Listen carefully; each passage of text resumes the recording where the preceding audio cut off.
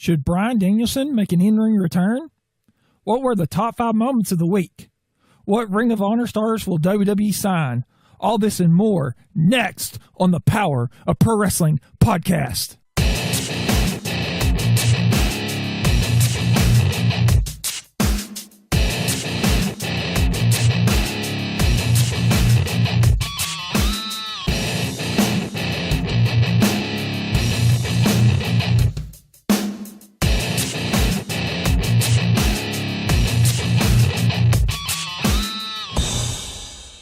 Welcome to the show. This is your host, Robert Red.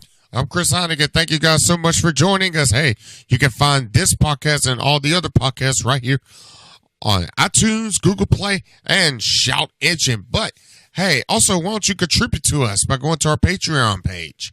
And we have a whole lot of content even on the Patreon page, all for a very, very good low price, don't we? Yes. We actually, today I just added an article from our newest contributor and member of the team, Kathy Joe. So, go check it out on Patreon. It's patreon.com/PPWP. And before we really get down into our show today, why don't we just update the fans on some breaking news? One was already known about, and that is Brace for Impact, courtesy of Impact Wrestling and WrestlePro, will premiere tonight. This is a Friday podcast. Will premiere tonight at 8 o'clock Eastern Time, live on Twitch. Excuse me, not live on Twitch, but on Twitch. Brace for Impact, combination of Impact Wrestling and WrestlePro. And breaking news tonight, as an apology, or as to say, to keep up with the Ring of Honor faithful, Fight TV and ROHWrestling.com and Facebook Live will all air tonight. ROH presentation of Honor Supreme from Concord, North Carolina. And it will air tonight at 7 o'clock Eastern, as I mentioned, on ROHWrestling.com, Facebook Live, and Fight TV. And all of that's courtesy of the Ring of Honor Twitter page, which you can look them up. But enough about that. In fact, actually, let's just expound on that for just a moment. What do you think about ROH and Impact and WrestlePro all colliding together on one night? Well, it's going to make for an interesting Friday night. For the simple fact, like you said, we have the Brace for Impact, where Impact's partnering with WrestlePro, and then you have the Ring of Honor doing what they're doing right now. So I mean, and that's Honor Supreme, Honor Reign Supreme. Excuse me. And the crazy thing is, the reason why that's airing tonight, and for those who don't know, is because of due to production requirements. Originally, Concord, North Carolina was supposed to be a Ring of Honor television taping, and Atlanta, Georgia's Saturday Night Center Stage was supposed to be a live event. But because Ring of Honor switched it, they decided to make it up to the fans by doing Honor Reign Supreme in preparation for the Honor Club and the reboot, or may I say, the makeover of ROHWrestling.com. So it should be very interesting. Do you like the idea of Impact partnering up with the independent companies to really give them somewhat of a big national stage? I don't really like it. I mean, yeah, they are doing a solid to other companies, and so that is good, and I appreciate that they are shining spotlights on the other companies. But I think Impact really needs to focus on itself, because they needed to rebuild for a long time. They've been seen as a laughingstock for quite a while now in the wrestling industry, so I feel they need to rebuild. Now, these partnerships I don't think are bad, but if you're Impact and your brand, if you're partnering with WrestlePro and stuff like this, the whole Brace for Impact, I felt that Impact should have just had an Impact pay-per-view tonight instead of doing the whole Brace for Impact and having it at WrestlePro in Rahway, New Jersey. I feel they need to have their own pay-per-views. Well, they do, and no, it's called the one night only. But besides the one night only, they need to do something live, maybe monthly, that is storyline progression. That's where I think I'm not a big fan of Impact doing this. Now, I mean, it's helping the other promotions, and so I understand, and I don't hate on that they're getting some shine off of it, but Impact really needs to focus on itself before it starts doing all these partnerships. To me, I think they are doing a good thing. One, because I think it's really going to help them as far as recruiting efforts and everything is concerned. Two, I think is an expansion of the Global Wrestling Network, because now all these talents that have really, really never got to be on a big stage or never really got to shine on the big stage or a national stage are going through Impact in order to get there. And three, and probably the most important, Impact is rebuilding. I told you, Anthem is starting this sucker from scratch. The same way that Sinclair started Ring of Honor from scratch.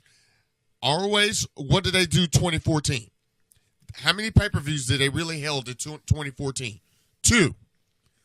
Impact, when Anthem took over in 2017, Impact started with the 2 live pay-per-views. Now they're going to 3 this year. Slow building all the way up to the big dogs. Then they're going to get to 4 and possibly go to 8.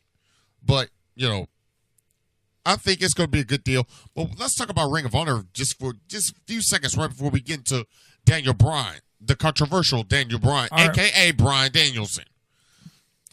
What about Honor Reigns Supreme? What was normally a live event, but now is going to be on Fight TV and Ring of Honor and ROHWrestling.com in a way of Honor Club, and almost like an apology to people that were supposed to see a national television taping in North Carolina.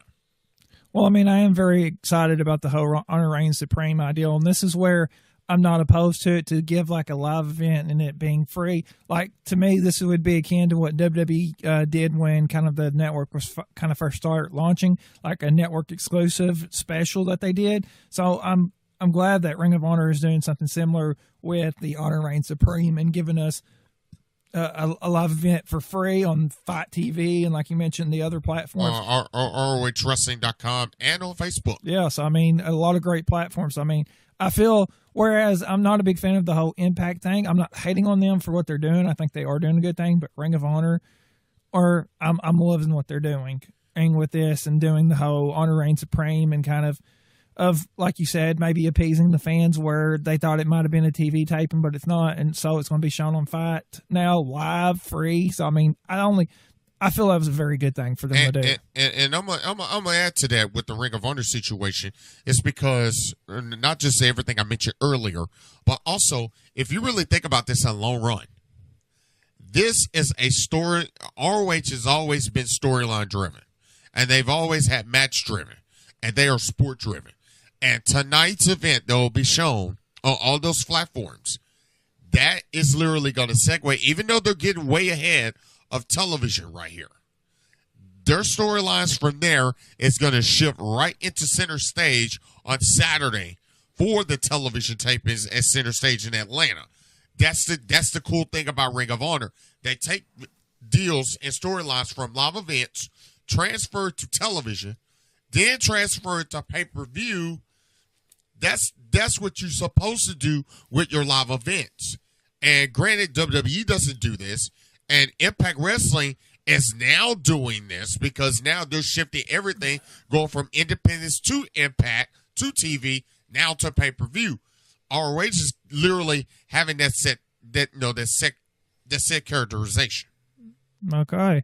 Well, you want to get into our debate topic? Ooh, yeah, and it concerns an individual that, let's just say, had some would say a quote-unquote forced rise from late 2013, I say the summer of 2013 into WrestleMania season, only to have it crash twice.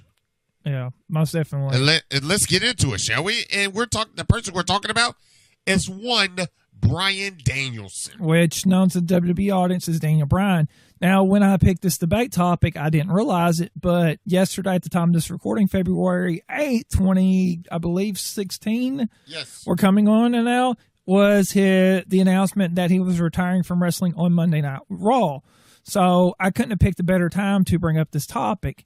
And I agree, and that's cool. And the topic is, should he make an in-ring return? Because a lot of people have been clamoring recently for him making an in-ring return. However, he's got some medical issues that people feel he shouldn't make a return. So we're going to debate if he is going to make an in-ring return or not. So for anyone who may be new listening to the podcast, Cornbread will have 2 minutes to present his side of the debate. I'll have 2 minutes to present my side of the debate, and you guys will decide who won the debate. And you'll do that on Twitter or at PPWP Podcast. Let us know, or you can comment below on our Shout Engine page where you can listen to this podcast. So you want to kick us off, Cornbread, with your side of the debate? Daniel Bryan should return to the ring, but I would say return to the ring on a limited basis. And here's why.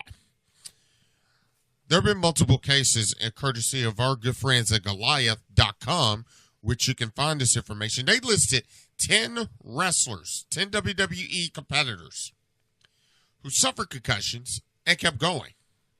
And we all know a little bit about this.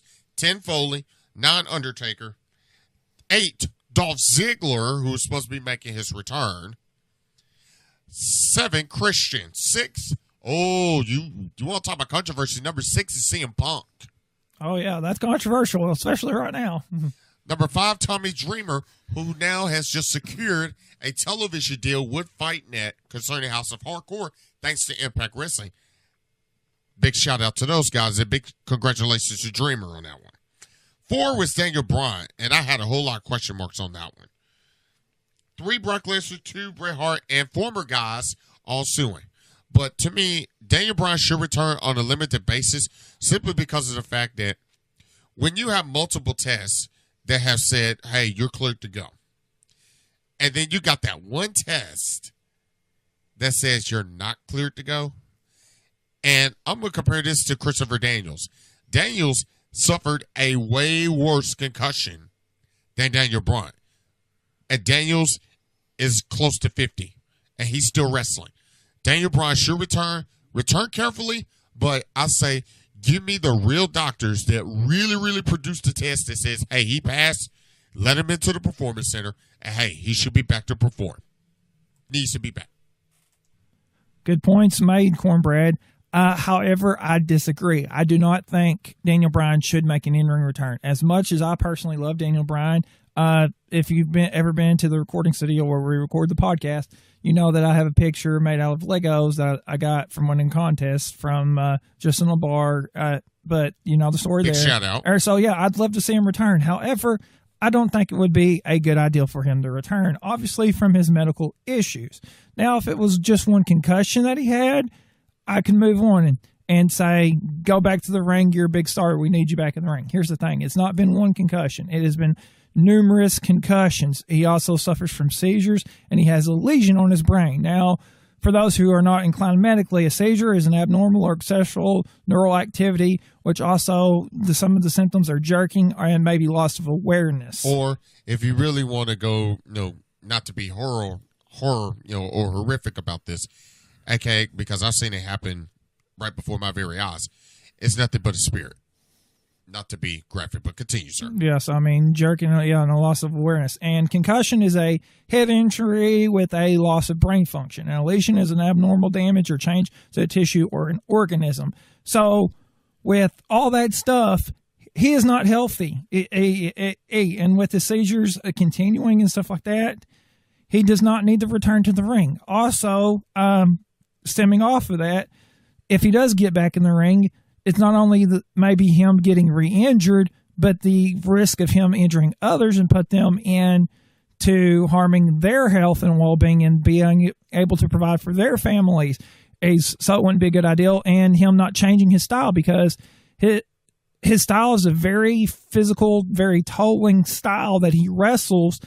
And if he is unwilling to change that, then I don't feel he needs to get back in the ring. And also, my last point to kind of wrap this up is he's a family man now. Back in 2014, he married Brie Bella, Brianna Garcia Coles, I believe is her legal given name. Yes. He now has Birdie Joe Danielson. He has a daughter. He has a family he needs to think about, and he really needs to think about his long term. So I don't think it would be a good idea. As much as I would love it, he does not need to get back in the ring. And very quickly, I do want to ask you this question, and we're going to stick with this subject of Daniel Bryan. Let's just project if, and those were good points you made. Let's just project if Daniel Bryan was to return to the ring, should it be once a year or twice a year? And if it's once a year, should it be at Mania? Well, I mean, he is an attraction, and because he is so popular and big, so I mean, I would give him a limited run basis. Maybe not just once a year. You could maybe give him a couple times a year, but I would only do it if he is going to be cleared and healthy, and he changes some stuff up to wrestle. And like, I would make sure his opponents would be opponents that would be safe to work with. Now, as much as people hate him, The Miz is considered to be one of the safest workers in WWE. So him working with The Miz, because there's a built-in hatred there or story, so I think that would be a great opponent. So as long as the right opponent and he's safe in the ring, and maybe a couple times a year. If it's a Miz, do you think he would get a better match out of the Miz more than he would out of John Cena? Because with Cena, that first time meeting at a pay-per-view, it was match of the year. Voted at WWE. It was 2013's match of the year. Do you think he would get a match of the year working with the Miz? I mean, all due respect to the Miz, excellent worker. But that's my question to you. Do you think that should be a one-time deal, and should it happen on pay-per-view? And if or when it does, do you think it will be a match of the year candidate? I say a possibly yes. Well, he should not be worrying about doing a match of the year candidate. He should, if he wants to wrestle, he should be worried about wrestling safely. Yeah, I'm talking about to elevate Miz. Yeah, I mean, if Miz is a safe worker, like I said, is considered a safe worker, and Miz can put on a good match. He's had good matches with Reigns, and he can put on a good match. So I think you could get a match of the year candidate out of the Miz, especially working with Bryan Danielson, who is a great worker. Well, I'll tell you one thing. We have a top 5, and hey, this is going to be very, very interesting, especially in the world of wrestling. We got top 5 coming up, don't we? Yes, we do. So you don't want to go anywhere, guys. Stay tuned. Our top 5 moments of the week are coming up next. Attention, all pro wrestling fans. You now can show your support for the podcast that is by wrestling fans, for wrestling fans. The Power of Pro Wrestling podcast on Patreon. On Patreon, you will get early access to the podcast, along with access to articles and other great content. You can show your support today on the podcast on Patreon by going to patreon.com/PPWP. This is Brad Hargett, and you're listening to the Power of Pro Wrestling podcast. Welcome back to the show. Brace yourselves. It's now time for our top 5.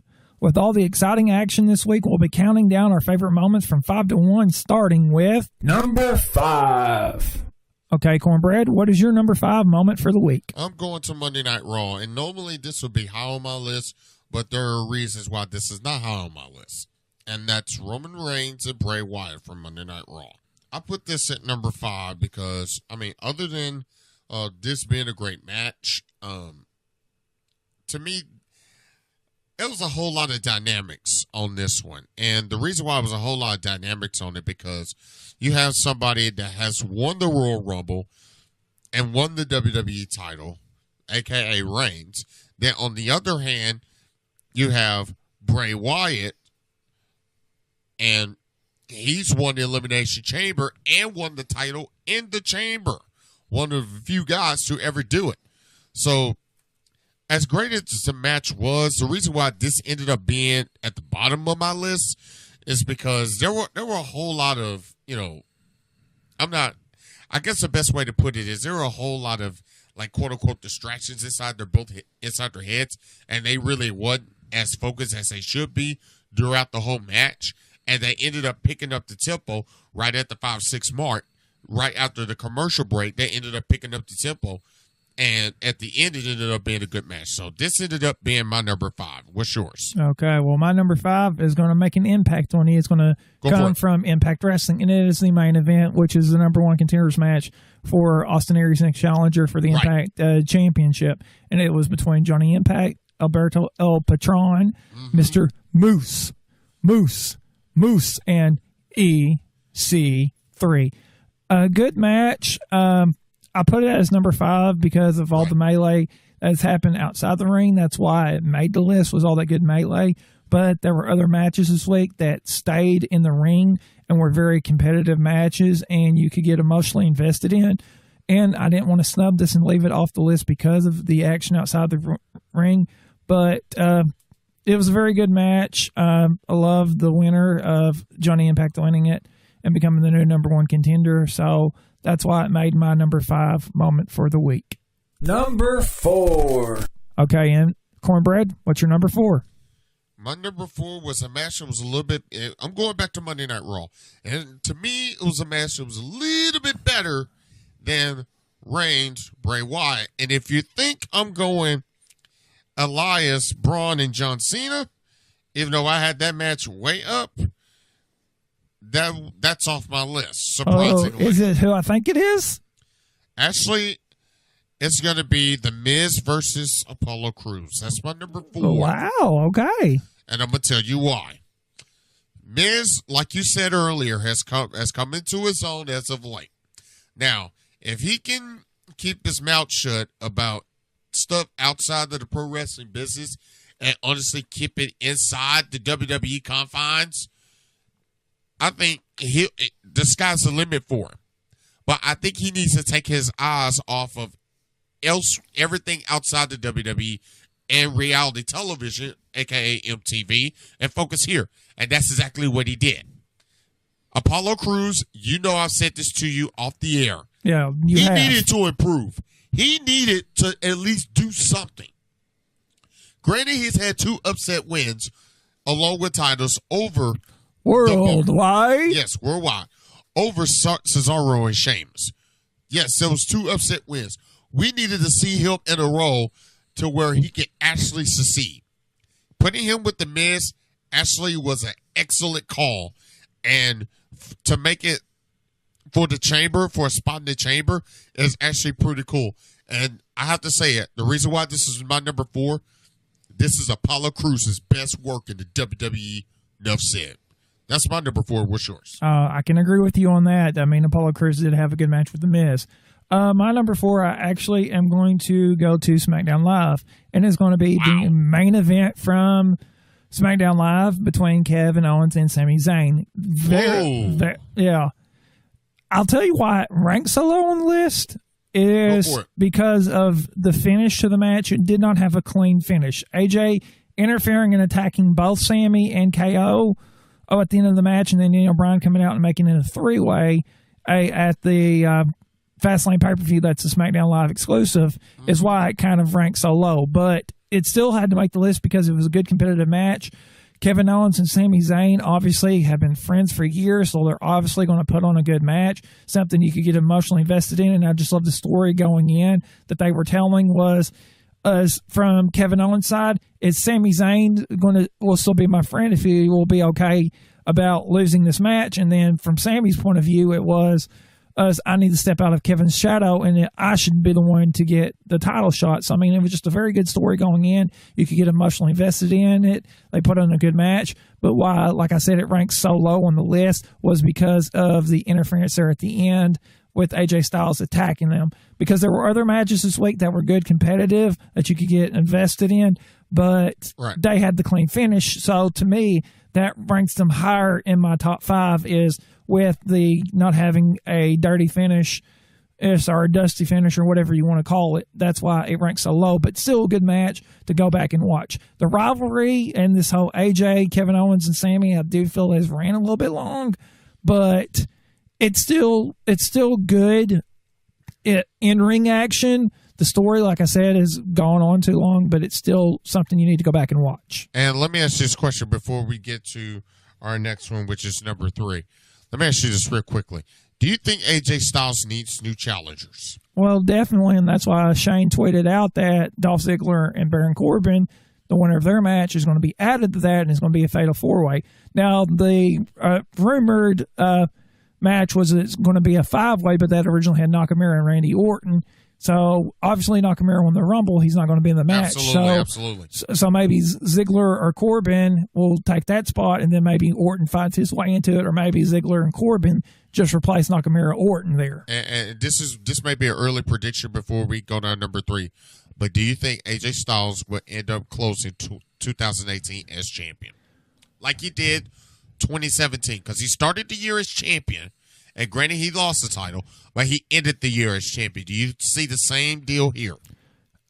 I say more than likely not, because it's going to depend on what show that they put him on. Right. If he stays on SmackDown, he could very well lose the title and then get it back at the end of 2018. That's not out of the realm of possibility. But if he moves to Raw, I don't know if he's going to be Universal Champion at the end of the year. So Absolutely. It's going to depend on where the chips lands for AJ Styles. Does he get traded over to Raw?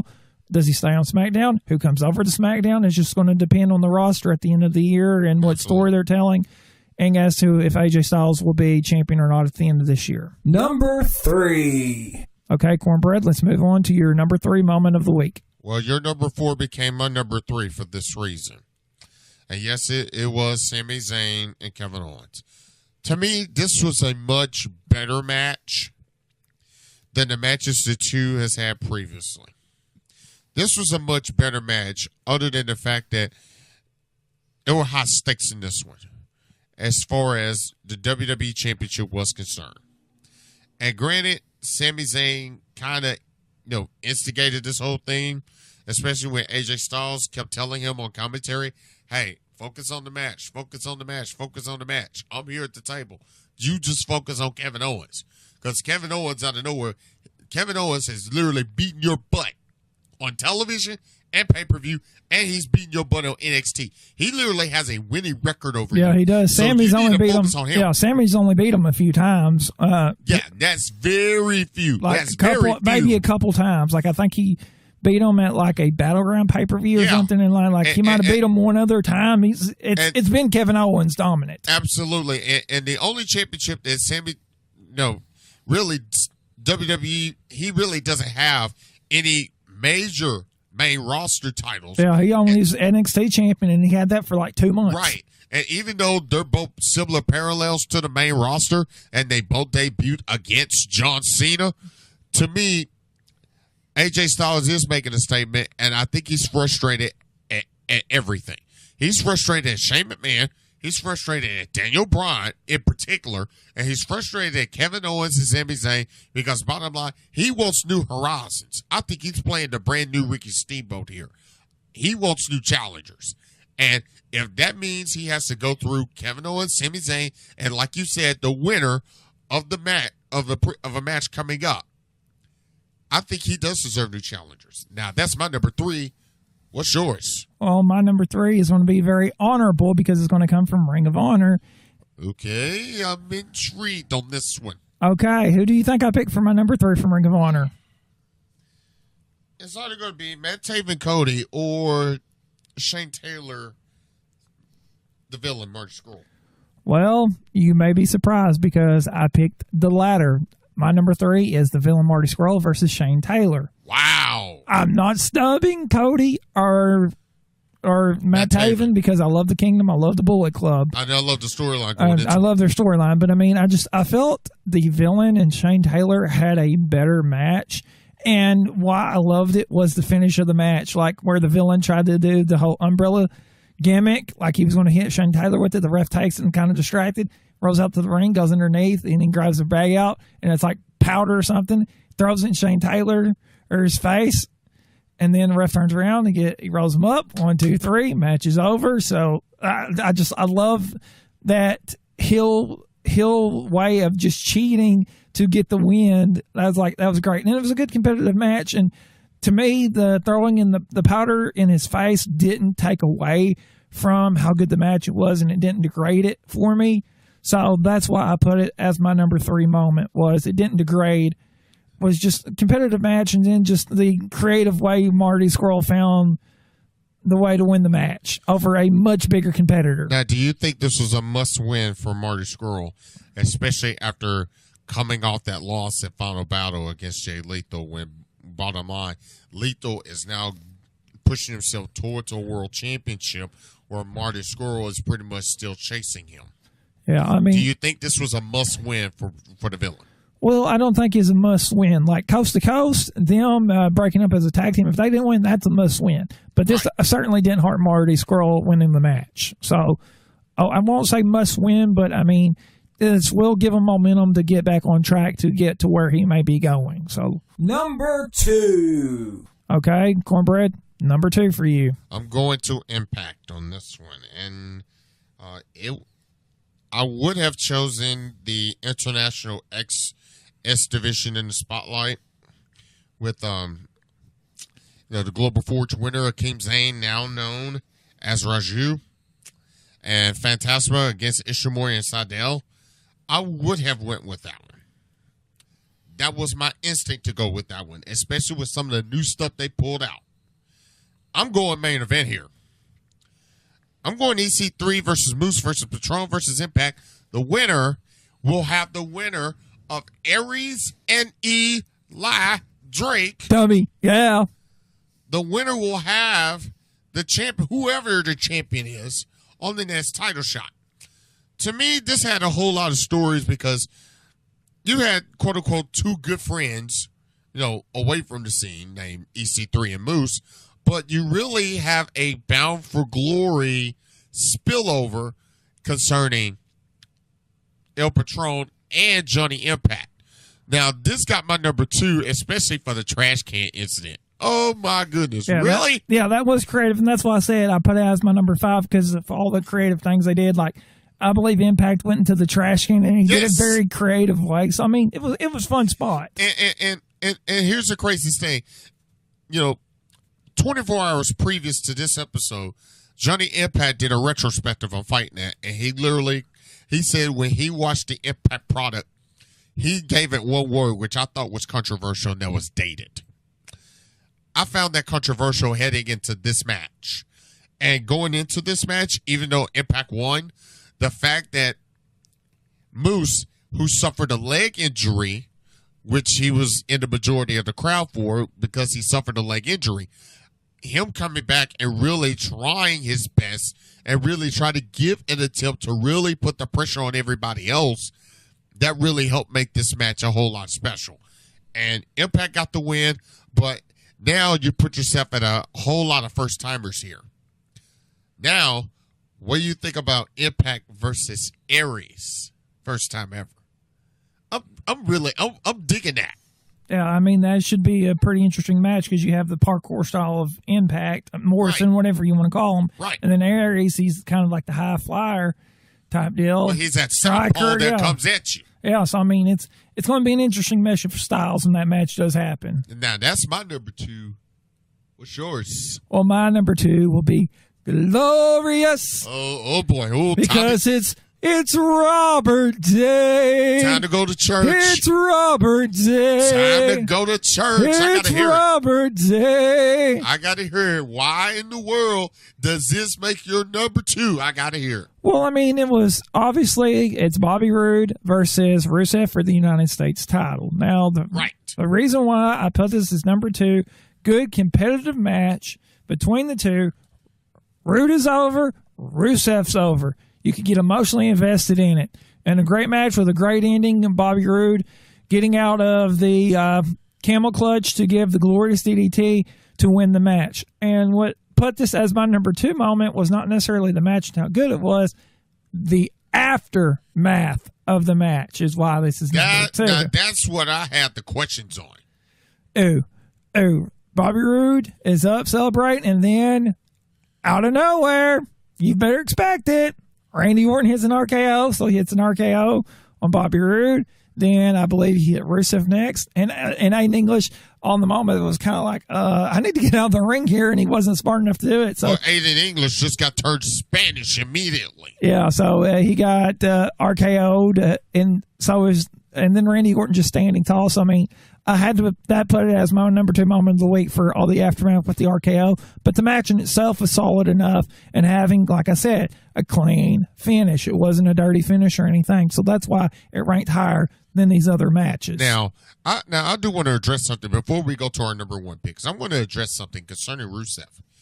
didn't you kind of find that interesting for the fact that when Shane McMahon was saying, we need new challengers, we need new opportunities, and was literally harboring on Daniel Bryan for constantly giving Kevin Owens and Sami Zayn opportunities, didn't you kind of find that interesting that the heel named Rusev was being chanted? Rusev Day, yeah. So, I mean, that was interesting because I feel like I watch Total Divas when it's on the air in Total Bellas. I know I'm a guy, and that's a little strange, but No, I watch it. I watch it for Naomi's craziness. hey, girl, bye.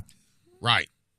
But with that, I mean, I feel Rusev on there, and along with SmackDown, he's really been allowed to develop a character and show his personality, and he's become a very charismatic, likable individual or character. So that's what, and I think the fans have really started picking up on that.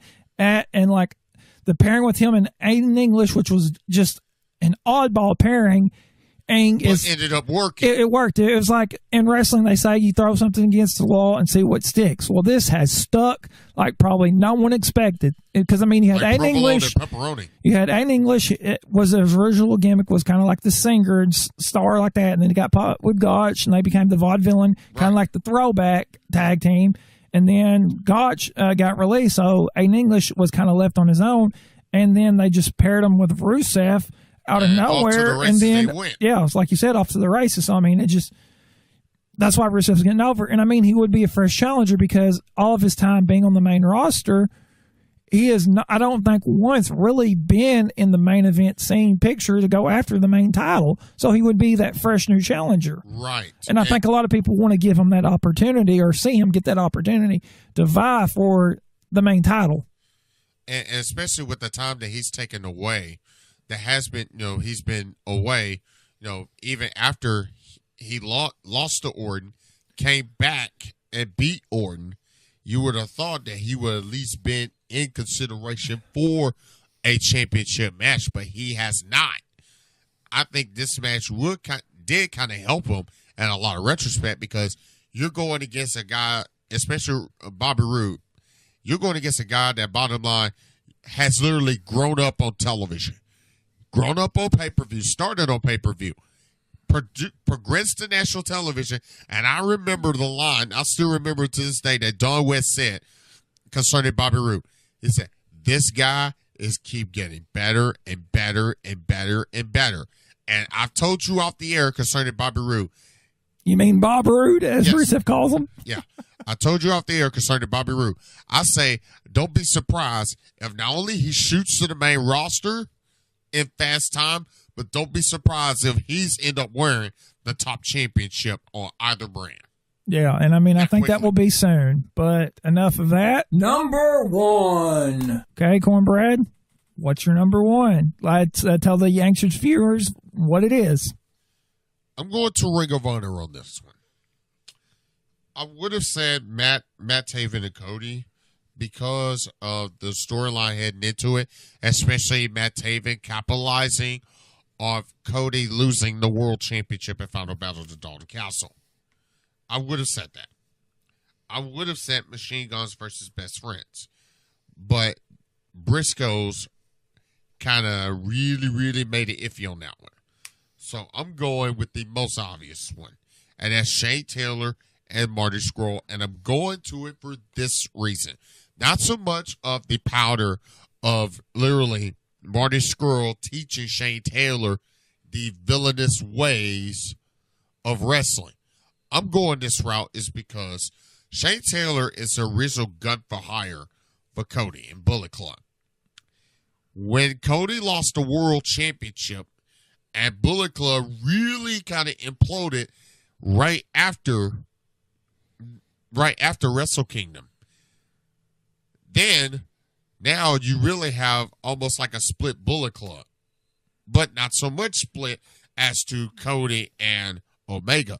But now you have it split to where look who you have in the crosshairs taking that cheese, that being Shane Taylor. And now you really have a dynamic with Shane Taylor, quote unquote, affiliated with Cody, quote unquote, affiliated with SoCal Uncensored, now going after Bullet Club stablemate Marty Scurll. Scurll ended up picking that big man up and that brain buster, and Colt Cabana. I remember him all coming to now his tagline that he can put on shirts: "Get out of here." Instead of "get over here," it's "get out of here." And the fact that this match ended up really helping Shane Taylor progress now as a singles, because he's progressed. You know, we talked about it with Keith Lee. And those two as a tag team, double dangerous.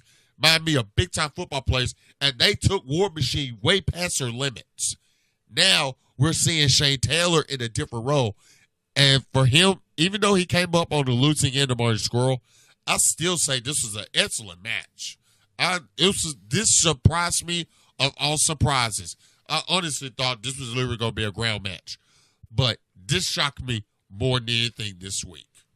Okay. Now, let's really get to yo number one. Robert Rance, number one is... Yes. Well, I mean, you see why I picked your number one was my number three, because of how good it was.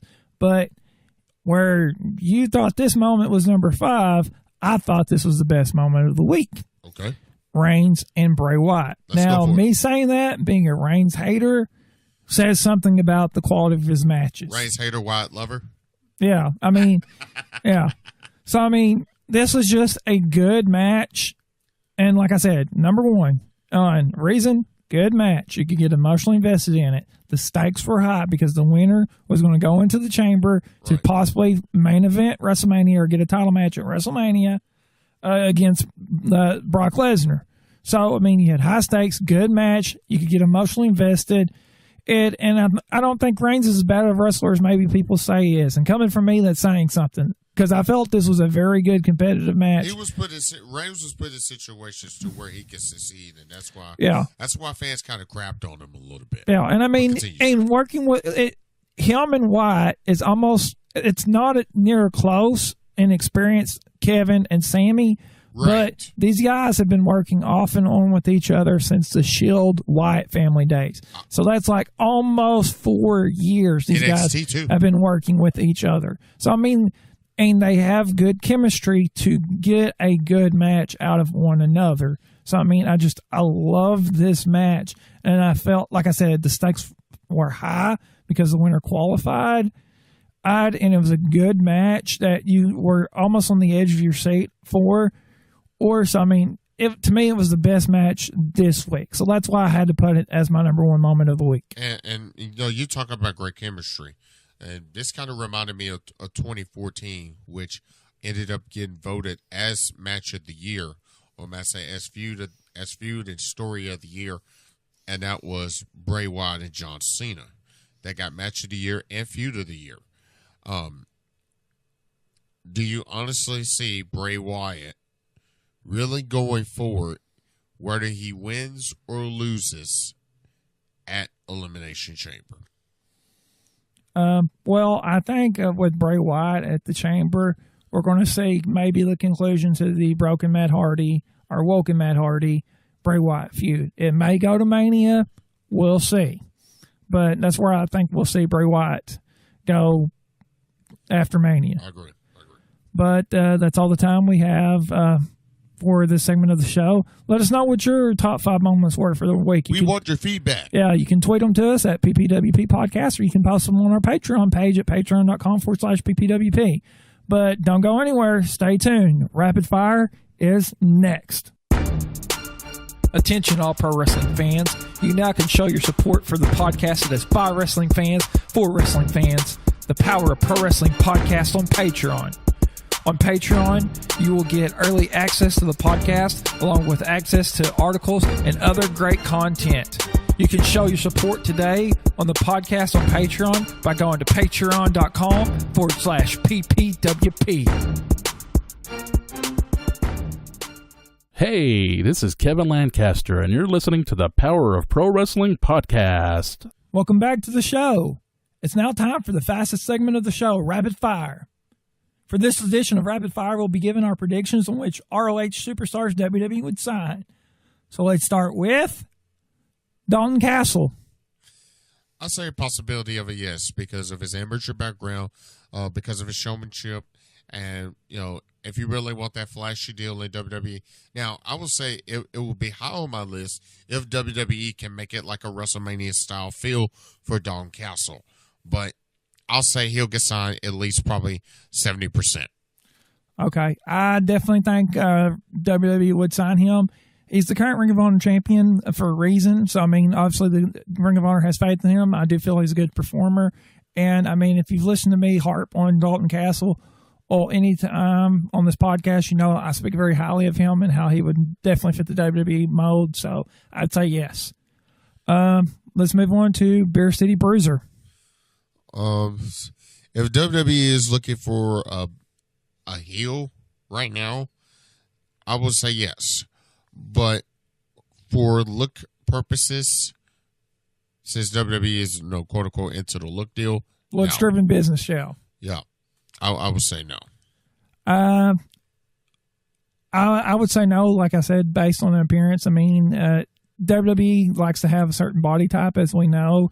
Oh, I like to call them the muscle-bound meatheads, but you can look at Kevin Owens. He kind of is not the stereotypical body type that WWE would look for, but yet he made it, so I won't necessarily... he has an intangible that Beer City Bruiser does not. Yeah, see, that's the exception. So, I mean, that's why I would doubt Beer City Bruiser would get signed by WWE just because of his physical appearance. Not saying he's out of shape or anything or couldn't go, but WWE is looks-driven. So I would say no on Beer City Bruiser.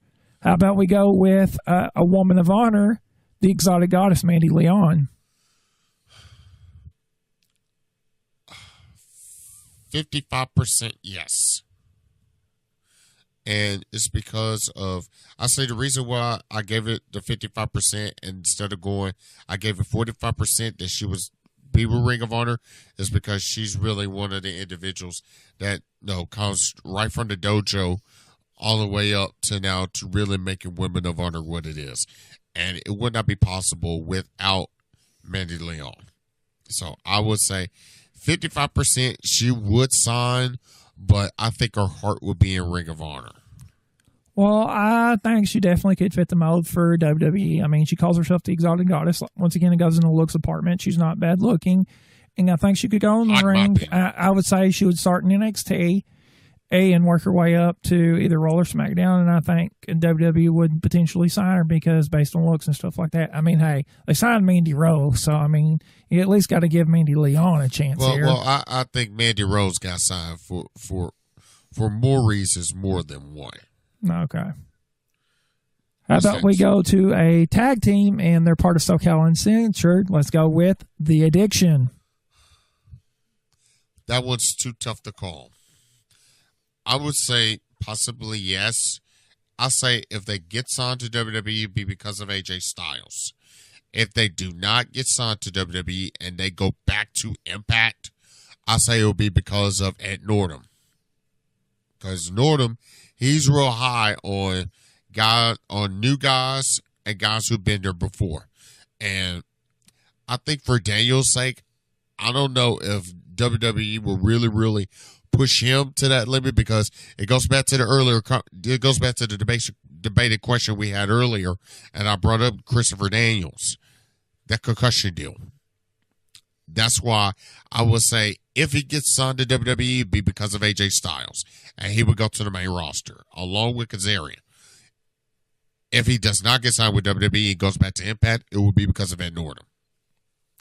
Yeah, I'm kind of an iffy on this one as well. I mean, obviously, Christopher Daniels, he was just Ring of Honor champion last year, so the man can go. Rise and fall. Oh, and I mean, we have AJ Styles that's like 40 years old, so I mean, age is not really a big deal because, like we're saying, people in their 40s are performing probably their best, and I think Jushin Thunder Liger is over 50. Yeah, so I mean, with WWE, I don't know if they would really want to invest in Christopher Daniels or not with this late in the game. I also think it's because of the concussion deal too.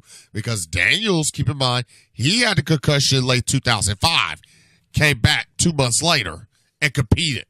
Yeah, so I mean, and that is a big deal. So I mean, that's where I would be iffy about Christopher Daniels and Kazarian getting signed. Okay, let's close out rapid fire with a member of the Bullet Club. Hangman Adam Page. If Page gets kicked out of Bullet Club, yes. If he stays with Bullet Club, absolutely not. Bullet Club right now, they're not only changing the pro wrestling business, they're not only changing the entertainment business, but bottom line, they're changing pop culture. And Adam Page has really been on that list. He's an excellent heel. If WWE really needs a heel, they can find a heel in Adam Page. That's where I feel Steve Corino can literally come in and say, hey, look at this Adam Page guy. Look at this guy, his work in Ring of Honor, and look at his work in Japan. He's an excellent heel. He's way better than he ever was babyface. When he got away from Aaron's Creek, Virginia type babyface, and Silas Young, who he's really had a feud with, helped develop his attitude, I think Page, it was off to the races for Page. And aligned with Bullet Club, it's off to the races. So what I would say, I'll say WWE needs a heel and he gets kicked out of Bullet Club, yes, he will be signed. I definitely agree. I think he would be signed and go to NXT. He would be that young, hot prospect to kind of develop and bring up the WWE system to come to Raw or SmackDown. So I definitely think WWE would sign Hangman Adam Page. Do you think he has that bad attitude and that attitude that I'm not talking the 90s era. I'm talking the big time attitude, that it attitude that says, bam, you either make me a star or you're not. Okay, so you're saying like he would be a bad attitude towards That's management? my question to you. Do you think he has that heelish style attitude like what Kevin Owens has that will really push him further in WWE if he signs? I could potentially say that, yeah. But that's all the time we have for the podcast. I would like to thank my guest for coming on the show. You can find him on social media at Chris Heineken1 on Twitter and Facebook.com/RealCornbread. Friday nights, MCW, Osceola, Arkansas, 1098 West Kaiser Street, right off of I-55 if you're traveling north. I'm there every Friday night at 8:15 start time, bell time, as always, for great action. OCW in Hoxie on Saturdays, 7:05 start time. That's where I am, and we do taping for syndicated television and YouTube, and you can find that strictly OCW, Sundays and Tuesday nights at 11 o'clock Eastern on various syndicated locations and YouTube. Where can they find you? You can definitely find me on social media. Obviously, the podcast, follow us at PPWP Podcast. But me personally, that's on Twitter. Twitter. You can find me on Facebook. It's facebook.com/Robert Red Jr. Twitter, I'm at Robert Red Jr. Instagram, Robert Red Jr. I have a YouTube channel. It's youtube.com/user/Robert Red. I have a promo video up for this podcast, and I'm going to hopefully start doing more promo videos for the podcast and maybe just more video content. And we also have a Patreon. And we invite you to go to the Patreon page. Which, explain. I'll get to in a minute. But also, thank you for being my guest and co-host today, Cornbread. Of course, so, always. Always appreciate it.